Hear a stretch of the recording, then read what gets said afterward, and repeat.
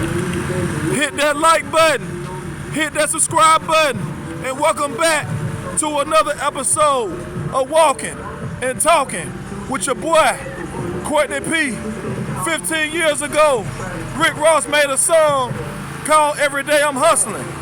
And it's Friday night, and you see at Splash and Dash, they hustling. You see this car? It's getting cleaned up real good. You see the soap. You see the man actually in the front of the car hitting the bumper. This is a real car wash, ladies and gentlemen. This is Birmingham, Alabama, ladies and gentlemen.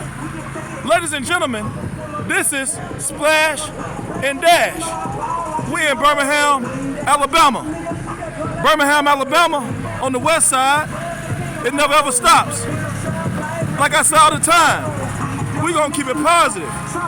We gonna keep it pushing. We are hustling each and every single day at Splash and Dash on the west side. As always, thanks for walking and talking and ride and slide. Call 205-615-0891. Again, 205-615-0891.